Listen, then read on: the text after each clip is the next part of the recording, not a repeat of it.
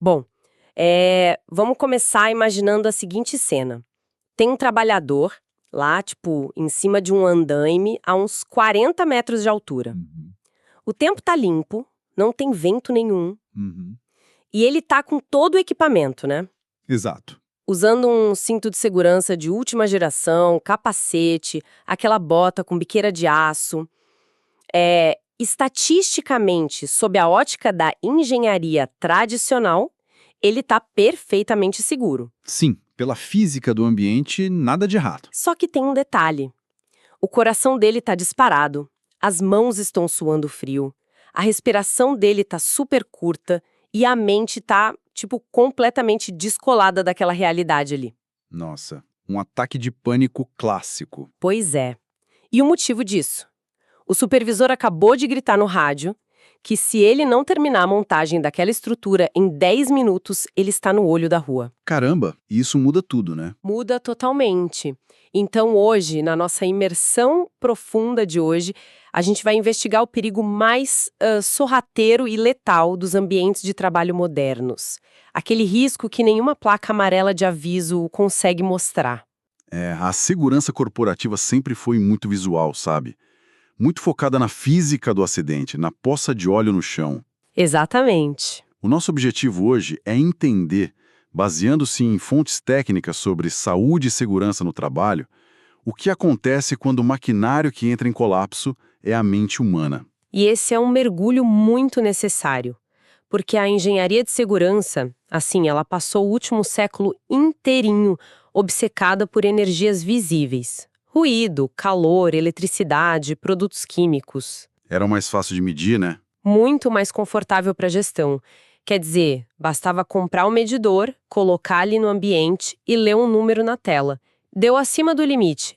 Fornece um protetor auricular e pronto. Problema resolvido, assina o papel. Exato. O problema é que o mundo do trabalho mudou de uma forma drástica. O adoecimento moderno não avisa com estrondo, como a queda de uma máquina. É silencioso. Totalmente silencioso. Ele se manifesta em setores inteiros que operam à base de calmantes, em índices absurdos de afastamentos psiquiátricos, e naquele erro de operação inexplicável que acaba levando a um acidente fatal. Sim, e a saúde mental, pelas nossas fontes, deixou definitivamente de ser um problema estritamente clínico ou individual, né? Ela se consolidou como uma questão fundamental de segurança. Com certeza. Hoje ela é vista como uma falha na organização do trabalho mesmo. Ok, vamos desempacotar isso, porque é aqui que a coisa complica. Como a gente separa as coisas na prática? Uhum, é a grande dúvida. Porque, tipo, a primeira defesa de qualquer liderança diante de um funcionário com depressão ou síndrome do pânico é dizer que o problema é pessoal. A pessoa tá com problemas em casa, ou, sabe, ela é menos resiliente. É a velha desculpa de colocar a culpa na vítima. Exato. Se a gente tira o foco dessa suposta fragilidade individual, o que sobra? Como se define um risco que não é palpável? Bom, essa é a grande armadilha conceitual que as empresas caem. Essa premissa de que o trabalhador é frágil serve como um escudo, sabe? Um escudo super conveniente para organizações que não querem rever seus próprios processos. É mais fácil culpar o funcionário do que mudar a chefia, né? Perfeito. O risco psicossocial, ele não é uma falha na cabeça de quem trabalha. É uma deficiência estrutural na forma como o trabalho é concebido, exigido e gerenciado. A diferença é puramente estrutural. Entendi. Então, o físico é biológico e o psicossocial é gerencial. Exato. Um risco físico é uma energia do ambiente que agride a nossa biologia. Já o risco psicossocial é a agressão que vem da organização do trabalho real. Tipo o ritmo imposto pela empresa? Isso. O ritmo imposto, aquela burocracia excessiva, o conflito de papéis, a ausência total de pausas. Se a gente pegar a pessoa mais mentalmente saudável do mundo e colocar uma estrutura patogênica, Ela vai adoecer, inevitavelmente. inevitavelmente. A questão não é se ela vai adoecer, mas quando ela vai adoecer. Deixa eu tentar materializar isso com um exemplo prático das nossas fontes. Pensa numa linha de montagem ou, sei lá, no processamento de carnes num frigorífico. Ótimo exemplo, bem crítico. Pois é, a imagem que vem à mente logo de cara é uma faca afiada ou aquele frio extremo da câmara frigorífica. Mas o perigo real e invisível seria então a velocidade da esteira? Exato, mas vamos aprofundar um pouco o mecanismo de como isso destrói a saúde. Num frigorífico, o trabalho é altamente fragmentado. O profissional faz o mesmo exato movimento de corte milhares de vezes por turno. Nossa, milhares de vezes, só de imaginar já dói o braço. Pois é, o frio e a repetição já são ruins por si só, mas o gatilho psicossocial destruidor aí é a falta absoluta de controle temporal. A esteira que dita o ritmo, não o humano. Ah, entendi. O trabalhador não tem autonomia. Nenhuma. Não há autonomia para, acelerar por 10 minutos e depois descansar por 2. A imposição desse ritmo contínuo, muitas vezes em cadências que superam a capacidade motora e cognitiva humana, gera um estado de alerta constante. O cérebro fica em curto-circuito. Exato. Fica num estado crônico de alerta. O indivíduo sente que está sempre falhando, sempre atrasado em relação à máquina. E isso afeta o físico, né? Porque a tensão mental enrijece o corpo. Perfeitamente. É essa impotência mental combinada com a carga biomecânica que gera a explosão de lesões por esforço repetitivo, as famosas LER. Quer dizer, a dor crônica no ombro do operador não é só pelo peso da faca. Não. O músculo fica permanentemente tensionado pela pressão psicológica. A mente trava o corpo. Mas espera aí, aqui é onde fica realmente interessante. Toda empresa tem metas, prazos, cobranças, né? Esse é o mundo real dos negócios. Sim, não dá para fugir disso. Se a gente for muito purista, qualquer esforço vai ser rotulado como risco psicossocial. Como diferenciar aquele esforço cognitivo natural, que é bom para o desenvolvimento profissional, de um ambiente verdadeiramente tóxico? Onde fica essa linha divisória? A linha divisória, ela está basicamente na recuperação psicofisiológica e na coerência das exigências. O esforço intelectual e a superação de desafios são super positivos. Sim, a gente se sente bem quando bate uma meta difícil de forma saudável. Claro. O problema surge quando esse esforço se torna um excesso crônico, sabe? Sem nenhum tempo de reparação. A anatomia de um ambiente adoecedor tem fatores muito bem mapeados nas normas. Tipo o quê, por exemplo? Falamos de metas que são desenhadas matematicamente para serem inatingíveis. Elas são usadas apenas para manter a equipe sob um constante senso de urgência e medo. Nossa, a famosa gestão pelo medo e o assédio. Imagino que entrei também. Sem dúvida. O assédio moral e até sexual, que muitas vezes são tolerados ou até incentivados indiretamente pela gestão focada só em números. É um desequilíbrio gigante. E, acima de tudo, o desequilíbrio entre a alta demanda e o baixo controle. Como assim baixo controle? É quando se exige que um profissional resolva problemas super complexos em prazos irreais, mas não dão as ferramentas para ele. Não dão autoridade ou o suporte necessário. Ah, tipo uma panela de pressão sem válvula de escape. Exatamente isso. Cria-se uma panela de pressão. Acompanhando esse seu raciocínio da panela de pressão, vamos pensar no dia típico de quem trabalha em uma central de teleatendimento, um call center. É um dos setores mais afetados do país. É assustador. A pessoa acorda já com taquicardia ao lembrar do trajeto, chega na empresa e a primeira coisa que faz é logar num sistema que cronometra literalmente cada segundo do dia dela. Cada segundo até a ida ao banheiro. Pois é.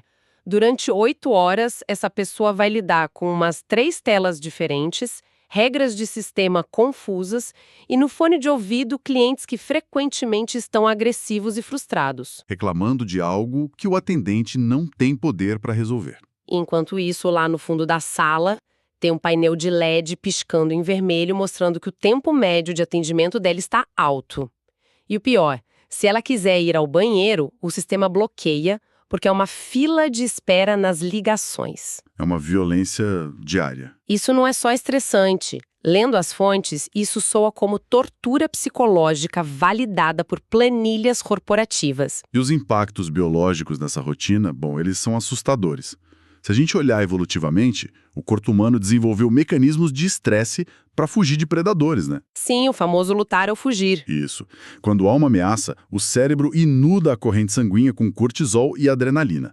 O coração acelera muito para bombear sangue para os músculos, a respiração encurta para oxigenar rápido. Pronto para sair correndo de um leão. O problema é que no call center, a ameaça não é um leão. A ameaça é o supervisor e aquele painel de LED piscando. A pessoa não corre, não há escape físico. Caramba! Ela fica sentada, parada. Estática. Ela fica engolindo essa bomba hormonal dia após dia. O resultado disso são distúrbios gravíssimos.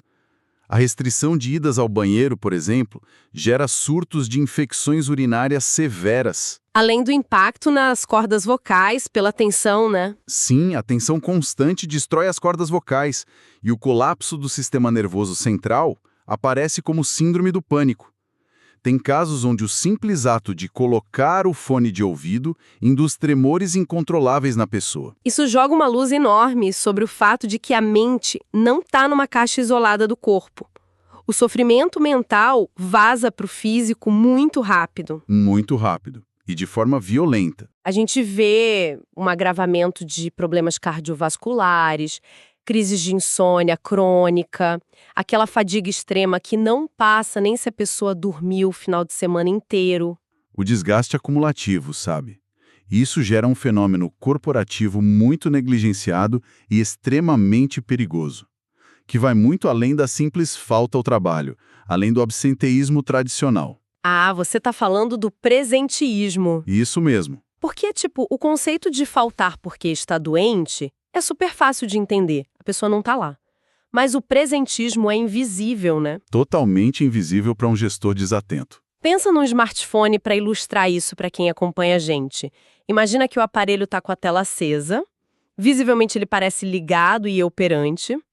Parece que tá tudo bem. Mas a bateria está lá em 1% e tem 30 aplicativos pesados rodando em segundo plano.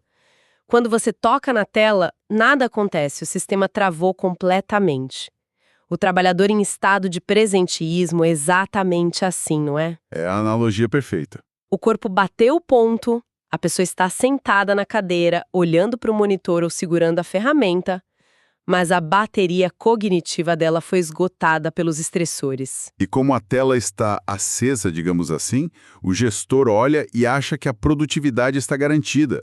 Mas a capacidade de processar informações e de tomar decisões complexas, ou mesmo de reagir a um perigo iminente, já desapareceu há muito tempo. É um apagão mental. Um apagão. É nesse momento exato que o trabalhador da construção civil comete aquele erro fatal ao não travar o mosquetão do cinto de segurança. É nesse estado que o operador de uma máquina pesada esquece uma sequência básica e sofre uma amputação. Meu Deus, então o risco físico aumenta por causa do desgaste mental? Muito. O corpo presente não garante de jeito nenhum uma mente atenta.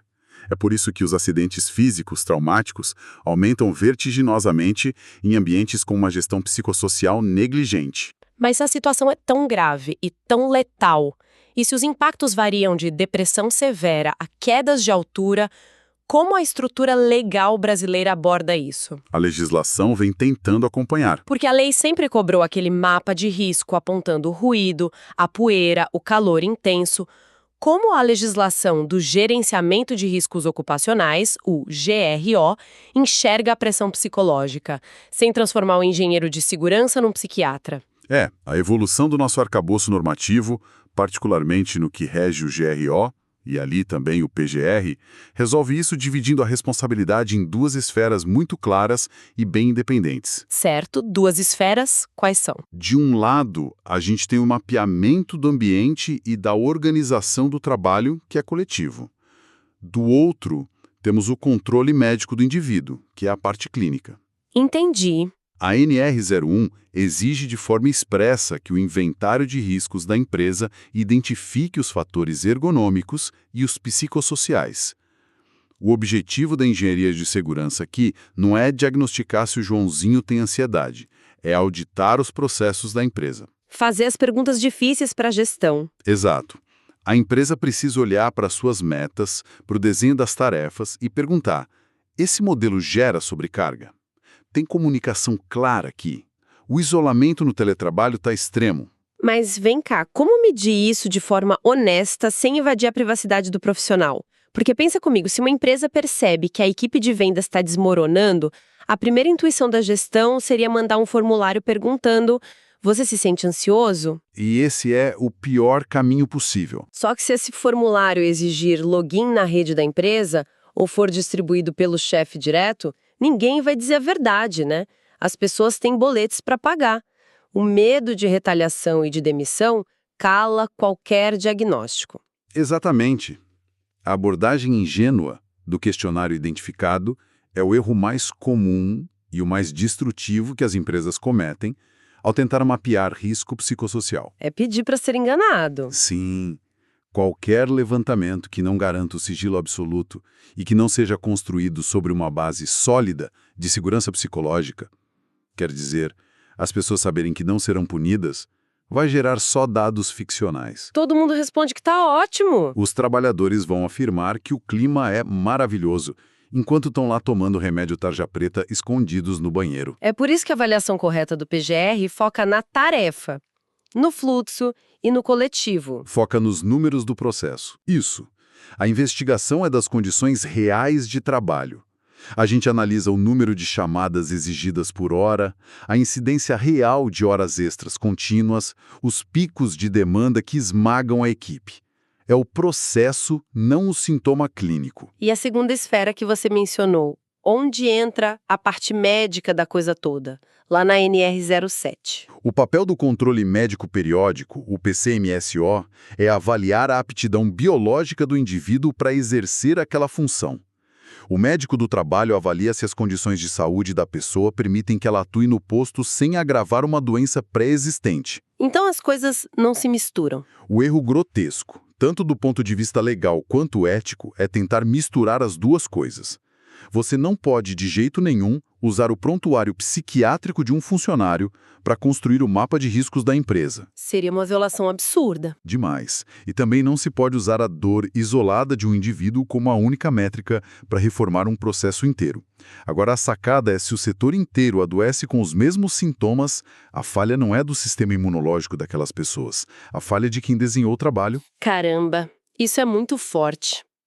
Entendido o mecanismo e a lei, a pergunta que fica é sobre a solução prática. Digamos que o diagnóstico foi bem feito. O mapeamento mostrou que a organização do trabalho está adoecendo todo mundo. Qual é a saída? É aí que entra a gestão de verdade. Porque o que a gente mais vê por aí são soluções paliativas, sabe? Aquelas maquiagens de cuidado. A empresa descobre que o setor de tecnologia está à beira do colapso e, como resposta, oferece uma sala de descompressão com puffs super coloridos, coloca uma mesa de ping-pong e paga a assinatura de um aplicativo de meditação. Ah, a famosa maquiagem ocupacional. Chega a ser cômico se não fosse trágico. Isso soa quase como um insulto à inteligência de quem está afogado em trabalho, né? Totalmente. Oferecer meditação para um trabalhador que está sendo esmagado por metas inatingíveis por um chefe abusivo é só transferir a responsabilidade. É culpar ele por não estar zen. É como dizer, olha, o ambiente vai continuar te destruindo todos os dias, mas pega aqui esse fone de ouvido com barulhinho de chuva para você respirar melhor antes de voltar para a esteira do moedor de carne. Nossa, pesadíssimo. Mas é exatamente isso que acontece. A verdadeira prevenção e mitigação de riscos psicossociais, ela exige engenharia do trabalho real. Exige mexer no bolso, no orçamento, no fluxo de processos e principalmente no poder intocável de algumas lideranças. Mexer nos processos. Mas de que forma concreta? Como se redesenha um trabalho para que ele deixe de ser tóxico? Porque a gente sabe que a linha de produção, a operação, não pode simplesmente parar. Não pode parar, mas pode e deve ser ajustada. A ergonomia cognitiva, que trabalha em conjunto com a NR17, traz respostas fascinantes para isso. Conta mais. Como funciona na prática? Envolve, por exemplo, a criação de pausas de recuperação psicofisiológica que sejam invioláveis. E, mais importante, que não sejam descontadas das métricas de produtividade da pessoa. Ah, uma pausa real, não a pausa que prejudica o bônus no fim do mês. Exato. Envolve também o redesenho do fluxo de trabalho para criar os chamados buffers, ou áreas de amortecimento, para que o operador lá na ponta não receba a carga do processo anterior de forma ininterrupta, como uma avalanche. Dar respiros para o sistema. E trata-se de enriquecer as tarefas. Dar aos trabalhadores maior autonomia para resolver problemas do jeito deles, ao invés de transformá-los em meros apertadores de botões num sistema inflexível e burro. E como ficam os gestores nessa história toda? Porque redesenhar o fluxo no papel é uma coisa, mas a forma como a ordem é gritada no dia a dia é outra completamente diferente. A cultura devora o processo no café da manhã, né? Pois é. Muitos líderes adotam aquela gestão pelo medo, porque foi assim que eles aprenderam. Eles acreditam fielmente que o estresse e a ameaça velada são os únicos motores que geram alta performance. Como desarmar essa bomba cultural? Olha, a capacitação massiva e contínua das lideranças é inegociável. Gestores precisam ser treinados, quase que reeducados, para entender que assédio moral não é ferramenta de gestão. É passivo trabalhista que gera acidente. É crime, basicamente. Mas não basta só treinar e dar cursinho. A estrutura organizacional precisa recompensar financeiramente e com promoções os líderes que mantêm equipes saudáveis, e não apenas aplaudir aqueles que entregam o maior lucro a qualquer custo em cima da saúde dos outros. Mudar os incentivos muda o comportamento. Com certeza. Além disso, a implementação de canais de denúncia que sejam verdadeiramente independentes com o anonimato real é vital. E praticar a escuta ativa com os trabalhadores. Ninguém entende melhor as armadilhas de um processo do que quem executa ele 8 horas por dia. O conhecimento prático deles tem que ser a bússola da empresa. Agora, saindo um pouco do campo da saúde e da empatia e indo para a frieza dos números, porque sempre tem quem só escute quando mexe no bolso. Ah, sempre tem. E se uma corporação gigante decidir que tudo isso é balela e perda de tempo? Que a cultura da empresa sempre foi sangue nos olhos, que a pressão faz parte do negócio de alta performance e que se as pessoas adoecerem, eles simplesmente demitem e contratam outras. A velha tática da rotatividade. Quais são as consequências jurídicas e financeiras dessa negligência explícita? A conta chega. E quando ela chega, ela é devastadora para a sustentabilidade financeira do negócio. Do ponto de vista legal, a omissão na identificação e no controle dos riscos psicossociais no GRO caracteriza descumprimento direto das normativas do Ministério do Trabalho. O que significa que eles estão quebrando a lei federal. Exato. A empresa se expõe imediatamente a fiscalizações rigorosas. Isso resulta em autos de infração, multas pesadas que têm efeito multiplicador e, em casos extremos de grave iminente risco, a interdição total de setores operacionais inteiros. A operação para. Além dessa fiscalização estatal, eu imagino que exista também o peso do passivo trabalhista quando essas situações inevitavelmente chegam nos tribunais, né? Sem dúvida nenhuma, e é aqui que a matemática financeira pesa para valer. Quando a Justiça do Trabalho, amparada por laudos de peritos, estabelece um nexo de causalidade. Que é comprovar a alegação, né? Isso, quando comprova que o quadro depressivo severo ou o burnout agudo daquele ex-funcionário foi diretamente causado por metas predatórias ou gestão abusiva da empresa, o impacto é colossal. As indenizações são altas. Falamos de indenizações por danos morais e materiais altíssimas. E, paralelamente a isso, o reconhecimento dessas doenças ocupacionais pela Previdência Social faz disparar o FAP, o Fator Acidentário de Prevenção. Ah, aquele imposto. Sim, o imposto que incide sobre toda a folha de pagamento da empresa sofre um aumento drástico. Financiar um ambiente adoecedor custa muito, mas muito mais caro do que investir em processos seguros. Tem também o fator da reputação, que na era digital é instantâneo, né? Caiu no tribunal, cai na rede. E os talentos somem. Ninguém quer comprar produto ou investir em empresas que são famosas por esgotar brutalmente as pessoas. A marca empregadora afunda, os melhores profissionais fogem e a empresa fica presa a taxas de rotatividade que custam fortunas em rescisões e treinamento de substitutos toda semana. Exatamente isso. Negligenciar a saúde mental hoje não é apenas falta de empatia humana, é uma incompetência profunda na gestão corporativa. A proteção emocional e cognitiva tornou-se, segundo as fontes oficiais, um pilar inseparável da segurança ocupacional tradicional. Não tem mais como separar. As tendências futuras apontam, sem retorno, para ambientes onde a ergonomia organizacional tem o mesmo nível de rigor científico que a exposição a agentes químicos cancerígenos, por exemplo. Não existe saúde onde o trabalho destrói a mente. É uma constatação pesada, né? Mas que traz uma urgência que a gente precisava colocar na mesa. E refletindo sobre para onde o mundo do trabalho está caminhando com toda essa tecnologia, surge uma provocação essencial das nossas fontes para a gente encerrar. É um ponto que me preocupa bastante, inclusive. Pois é. Analisando a entrada em massa de sistemas avançados e da inteligência artificial no dia a dia das operações, há um cenário que merece muita cautela. Historicamente, os sistemas automatizados absorvem aquele trabalho mais repetitivo, previsível e rotineiro. À primeira vista, isso parece maravilhoso, porque alivia a carga monótona e chata do ser humano. Parece perfeito. Porém, há um efeito colateral bem sombrio aí. Quando a gente elimina as tarefas rotineiras, a gente elimina também os nossos respiros mentais naturais. Como assim, respiros mentais? O trabalho monótono, apesar de desgastante fisicamente em certos casos, ele permitia que o cérebro humano entrasse ali num piloto automático por alguns momentos, garantindo micropausas cognitivas que são vitais durante o turno de 8 horas. Ah, aquele momento que você está só organizando um arquivo e pensando no que vai comer no jantar. Exato.